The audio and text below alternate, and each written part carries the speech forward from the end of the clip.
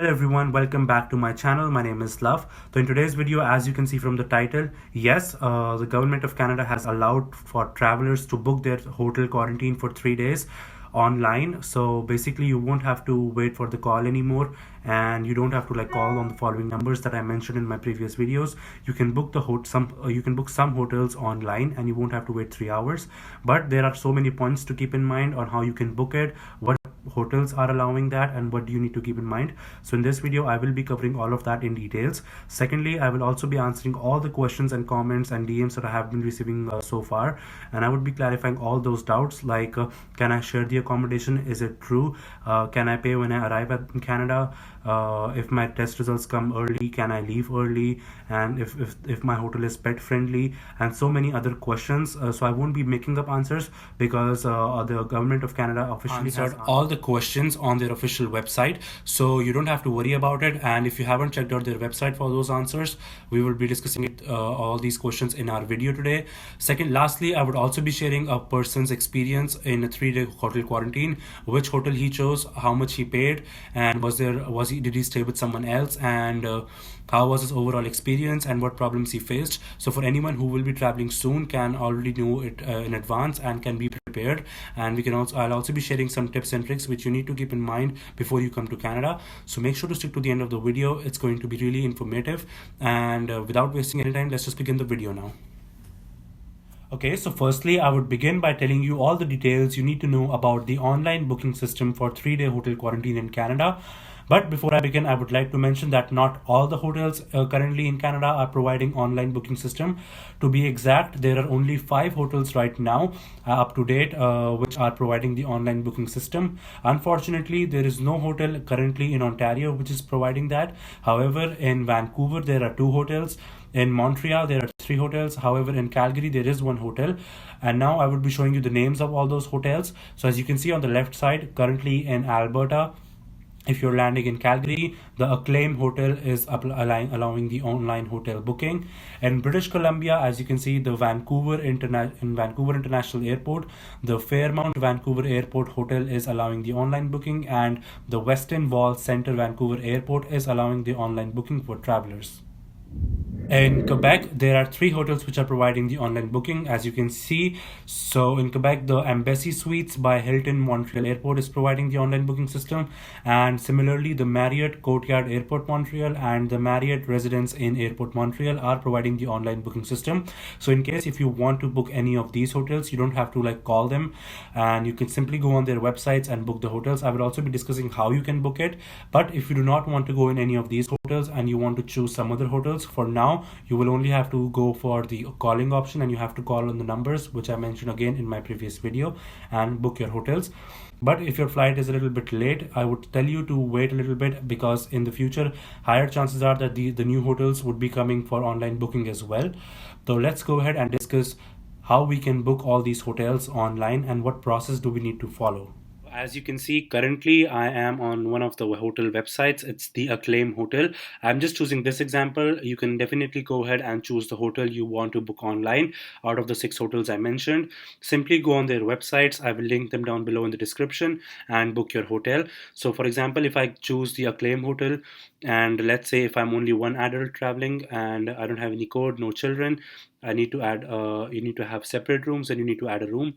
Then this is what you need to do. You need to add one adult, and if you do go down, you need to select the date. So let's say, for example, if someone is traveling on the 1st of March, so you would need to stay for 3 nights, which is 1, 2, 3, on you will be checking out on the 4th. Since these are the dates, you can confirm dates of stay, click confirm, and then so you see all these hotels which have their rooms. So it has like a diamond 1 king bed, platinum 1 king bed with tub and shower, and so on.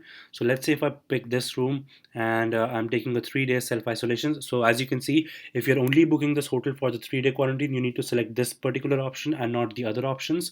So you need to select this. As you can see, it's selected. You can simply go ahead and book. Once you click on the book, you will be able to see the total price, I think. So you need to fill out the following information. You need to enter your first name, last name, your email address.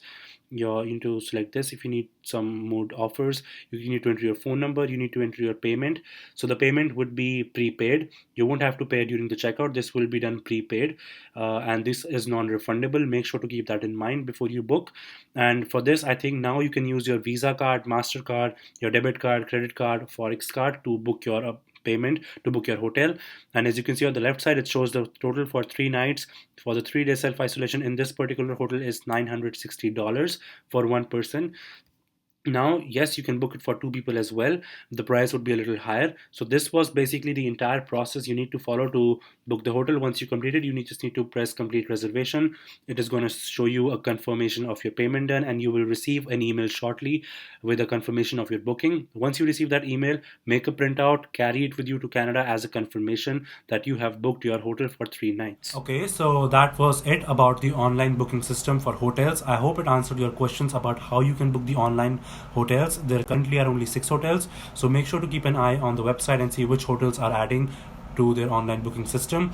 And secondly, the hotels are non-refundable. You just need to go on the website of the hotel you would want to book online. Simply follow the same steps that I followed. Fill out your information, your credit card information or any card information, get an email confirmation and print that out and carry it with you to the airport. Now let's go ahead, and I will be answering all the questions that I have received so far, and we'll be going through them one by one, and I will be answering all the questions. So let's go ahead and begin that. Okay, so I have only shortlisted the major questions that everyone I think might have in their mind. So first question is, how soon can I book my 3 night mandatory at the government approved hotel? So as you can see, travelers should only call the mainline booking to stay with their to book their hotel stay before 48 hours of their flight time. Travelers booking beyond their 48 hours of their flight time will not be accommodated at this time. The second question is, as you can see, how do I change my reservation date if my flight gets cancelled or changed? In this case, travelers should contact the hotel directly where they have a confirmed booking to look at changing their booking date. So since you will be buying a Skype calling card to call for hotel bookings, you can also use that to internationally call the hotel for free and change your reservation dates in case your flight gets delayed or gets cancelled. The third question is, what are the prices? So basically, to know the exact price of the hotel, I recommend you to call directly to the hotel and ask their prices. But I also have some list. I have a list in which it shows the average price of the hotels in this particular province, which it could vary from this to this, which I will be showing to you right now. I have also shared some exact prices of some hotels in my previous video, so you could check that out as well. So let's go ahead and look at the average price of all the hotels where you would be staying. Okay, so just to give you an idea, as it is mentioned on the Canadian website, so the price range per night, if you're staying in the Alberta province, your price could range anywhere for a single occupancy between $180 to $475, and this is per night. So for double occupancy, it could be $230 to $550. For triple, it could be $280 to $800. For those who will be staying in Ontario, the price for a single occupancy could vary anywhere from $310 to $400 depending on the hotel. From $450 to $550 for a double occupancy, and similarly for a triple occupancy, it will be $500 to $750. Similarly, in British Columbia, for a single occupancy, as you can see, it's between 420 to 530. For double occupancy, it's between 440 to 730, and for a triple occupancy, it's 450 to $930. And as you can see, the same for Quebec. To get a detailed and an accurate price of the particular hotel you wish to stay in, you can simply go ahead give a call to the hotel, and they would actually be able to answer those questions now. Okay, so the next question is my hotel pet friendly? Same thing, you need to call your hotel to confirm if your hotel is pet friendly, if you have a dog or a cat or any other pet.